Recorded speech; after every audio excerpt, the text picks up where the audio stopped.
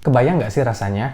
Kita sudah jauh-jauh memplanning untuk bisa liburan ke luar negeri, dan saat di bandara, kita tidak diizinkan masuk ke dalam pesawat. Dan yang lebih parah, kita sudah melalui berbagai macam security check, berada di dalam pesawat selama berjam-jam, dan pada saat kita sampai di negara tujuan, kita malah tidak diizinkan masuk ke negara tersebut. Dan akhirnya, kita harus beli tiket pesawat lagi untuk pulang ke Indonesia. Jangan sampai kalian jadi salah satu dari mereka yang gagal liburan ke luar negeri karena kelalaian, kecerobohan, atau tindakan bodoh yang pernah kita lakukan sebelum penerbangan. Jadi, tonton video ini sampai selesai ya. Tapi sebelumnya, boleh dong kalian bantu saya dengan cara like video ini. Bisa juga kalian share di Facebook, WhatsApp, atau sosial media lainnya. Dan bagi kalian yang belum subscribe, jangan lupa untuk subscribe juga ya, agar saya makin semangat untuk membuat video-video lainnya. Alasan pertama kenapa kita tidak diperbolehkan masuk ke dalam pesawat adalah kelupaan memperpanjang masa aktif paspor. Perlu kita tahu bahwa rata-rata minimal masa aktif paspor kita sebelum kita bisa masuk ke suatu negara itu 6 bulan. Di sini sedikit tricky ya. 6 bulan di sini maksudnya ketika kita sudah landing di negara tersebut, masa aktif paspor kita masih sampai 6 bulan ke depan. Bukan 6 bulan sebelum kalian terbang ke negara tujuan. Karena untuk beberapa penerbangan internasional seperti ke Eropa, Amerika, atau long flight hour lainnya, itu bisa 2, 3, bahkan 4 hari baru sampai ke negara tujuan. Tergantung berapa kali kita transit dan berapa lama kita menunggu di bandara transit. Paling gampangnya gini, misal kita pengen liburan ke Thailand di bulan Januari. Nah, hitungan amannya bukan dari Januari,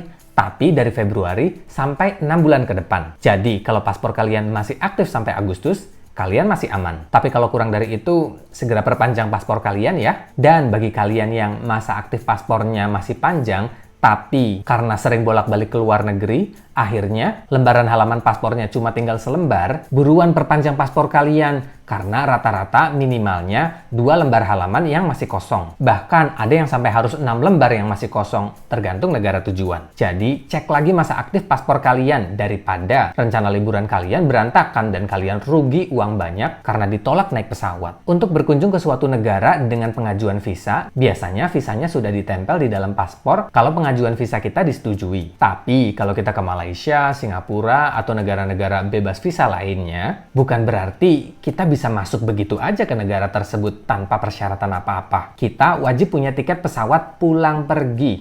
Nggak boleh one way. Kebanyakan orang ditolak naik pesawat karena hanya beli 1 tiket aja. Dan biasanya, orang yang membeli one way tiket pesawat itu ada indikasi untuk kabur dan jadi TKI ilegal. Jadi makanya, immigration control di sini sangat ketat dan tidak mentoleransi sama sekali tentang peraturan ini. Jadi, beli tiket pulang pergi atau nggak boleh terbang sama sekali. Lalu berikutnya, kita juga harus punya bukti bookingan hotel yang bakal kita tunjukkan di immigration counter. Dan kalau kalian nggak punya selebaran itinerary yang bisa kalian tunjukkan ke immigration counter, setidaknya kalian bisa menjelaskan secara detail rencana kegiatan kalian selama di negara tersebut. Dan kalau saat ditanya kalian itu kayak kebingungan, entah itu kendala bahasa atau apapun, kalian langsung dicurigai sebagai tenaga kerja ilegal dan kemungkinan ditolak terbang atau kemungkinan ditolak untuk masuk ke negara tujuan. Berikutnya ada protokol kesehatan yang harus kalian penuhi sebelum masuk ke negara tujuan. Tapi yang paling penting itu travel medical insurance atau asuransi kesehatan. Cari tahu dulu kira-kira asuransi kesehatan yang seperti apa yang bisa diterima di negara tujuan. Jangan asal ambil yang murah tapi ujung-ujungnya ditolak karena ternyata asuransi yang kita beli tidak mengcover biaya karantina selama 2 minggu kalau seandainya kita dinyatakan positif COVID misalnya. Jadi, jangan asal murah ya. Alasan kedua, attitude kita sebelum dan saat di bandara. Kita bahas yang sebelum dulu ya.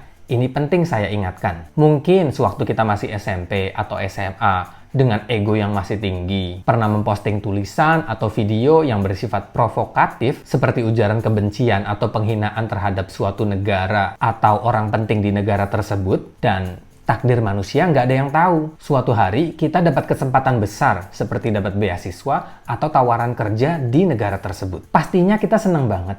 Impian bisa kuliah atau kerja di luar negeri akhirnya terwujud. Tapi saat mengajukan permohonan visa, ternyata nama kita masuk dalam salah satu orang yang di blacklist untuk masuk ke negara tersebut karena postingan yang pernah kita unggah beberapa tahun yang lalu. Jadi saya mengingatkan diri saya sendiri dan kita semua, mari bijak dalam bersosial media. Jangan sampai jejak digital kita jadi bumerang yang akan menyerang balik diri kita sendiri. Dan untuk attitude saat di bandara, ini tentang bagaimana gerak-gerik kita, cara berpakaian, dan bahkan aroma parfum, tubuh, atau barang bawaan kita juga bisa menentukan kita bisa masuk pesawat atau tidak. Karena ini menyangkut kenyamanan penumpang pesawat lainnya. Pakaian yang bertuliskan tentang ujaran kebencian atau bergambar berlogo yang tidak pantas itu juga tidak boleh dikenakan di dalam pesawat. Yang ketiga, kalau kalian check-in atau boardingnya terlalu telat, biasanya pintu pesawat sudah ditutup 20 menit sebelum boarding time, terutama ketika semua penumpang sudah masuk ke dalam pesawat. Jangan berharap bahwa pesawat akan menunggu orang yang datang terlambat ya. Kalau sudah waktunya, pintu pesawat akan ditutup dan akhirnya kita yang datang terlambat pasti ketinggalan pesawat. Kadang kita sudah standby dan duduk berjam-jam di depan gate, tapi kita nggak sadar bahwa 1 jam lalu, pesawat yang bakal kita tumpangi